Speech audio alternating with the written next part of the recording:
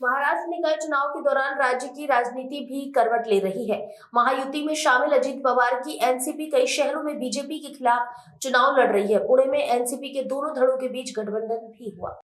शनिवार को अजीत पवार और एनसीपी शरद चंद्र पवार की सांसद सुप्रिया सुले करीब 2.5 साल बाद राजनीतिक मंच पर एक साथ नजर आए। दोनों नेताओं ने पुणे और पिंपरी चिंचवड़ नगर निगम चुनावों के लिए संयुक्त घोषणा पत्र जारी किया। अजीत पवार पहले ही संकेत दे चुके हैं कि एनसीपी के दोनों धड़े दोबारा एक साथ आ सकते हैं। सुप्रिया सुले और अजीत पवार ने पुणे नगर निगम के लिए घोषणा पत्र जारी करने के बाद एक प्रेस कॉन्फ्रेंस को संबोधित किया।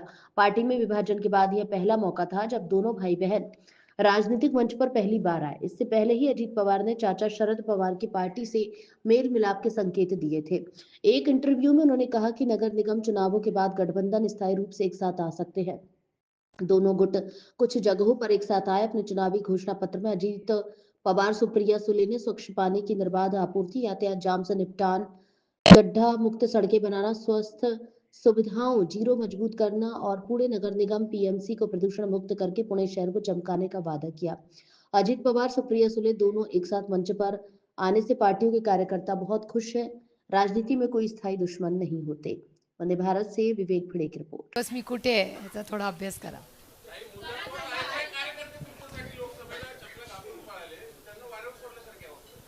कुणाला वाऱ्यावर सोडलंय मी? माझा मतदारसंघातले अर्धे बीजेपीने घेतलेत.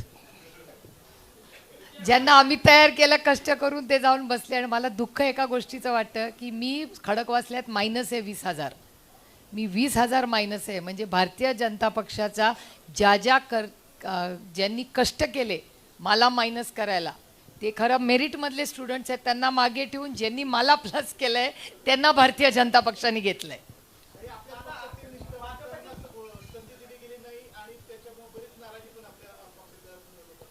नाही, नाराजी जेव्हा आघाडी होते तेव्हा वाटाघाटींमध्ये या गोष्टी होत असतात.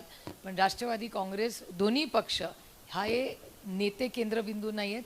हे आमचे सगळे कार्यकर्ते केंद्रबिंदू. एखादा दुखावला गेला असेल तर त्याच्याबरोबर जाऊन मार्ग काढून त्याचं करिअर जास्त कसं पुढे जाईल ह्याची सगळी जबाबदारी, जसे हे हमीपत्र आहे तसं तेही आमचं हमीपत्र आहे पक्षाचं. आणि म्हणूनच इतके वर्ष पक्ष आहे.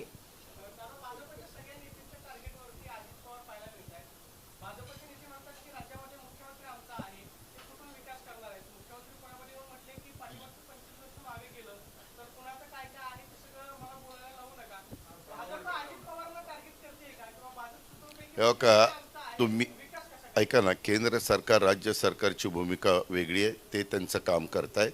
महानगरपालिका ही इथं असते. तुम्हाला आठवत असेल पत्रकार मित्रांनो, 1992 ते 2017 ह्या काळामध्ये पुणे पिंपरी चिंचवड महानगरपालिकेचा विकास करून मी दाखवला की नाही? त्यावेळेस मुख्यमंत्री हे वेगळे होते की नाही? ते जे पक्षाचे मुख्यमंत्री असायचे त्यांच्या विरोधात मी महानगरपालिका लढलो होतो की नाही? हो किंवा नाही सांग? हो हो. मग ह्या पद्धतीनं असं होऊन देखील मी विकास करून दाखवला ना. अरे असं का करताय?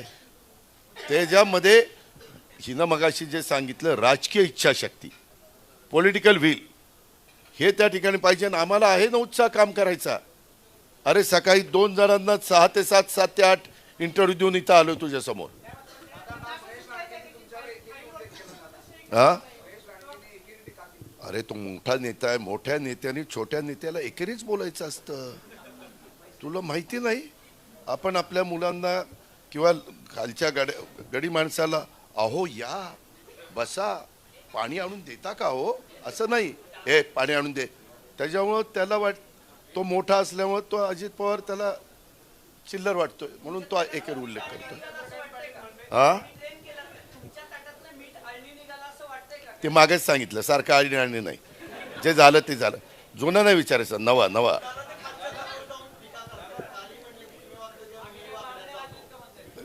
हो का, ह्यामध्ये काय बोलायचं त्यांना बोलू द्या. आम्हाला विकास करायचा आहे. आम्ही उत्तम जाहीरनामा दिलेला आहे.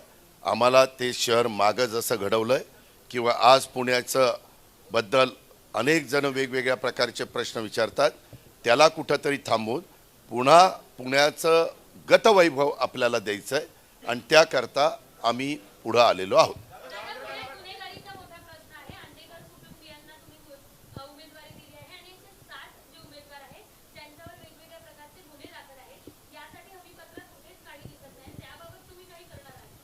त्याबाबत ही गुन्हेगारी कमी करण्याच्या करता आम्ही मनापासूनचा प्रयत्न करणार आहोत.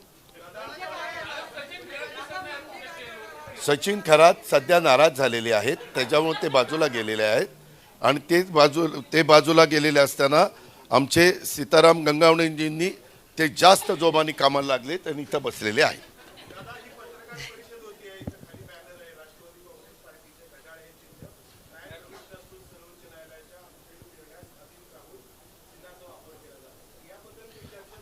ह्याबद्दल आम्हाला कोर्टाचे आदेश आहे. आम्ही कोर्टाला मानतो, संविधानाला मानतो, घटनेला मानतो. त्यांनी सांगितलं त्या पद्धतीनं करतो. काही नाही, तुम्ही आमच्या दोघांची काळजी करू नका. आम्ही बसू आणि चर्चा करू आणि मार्ग काढायचा तर काढू, नाही मार्ग निघाला तर त्या ठिकाणी तसं पुढे जाऊ. आपले काही त्रास. मला एक दोन छोटे मुद्दे फक्त ऑन अ व्हेरी अकॅडमिक आणि अरे इतका चांगला जाहीरनामा दिला serious तुला note वर मला काय, कारण का हे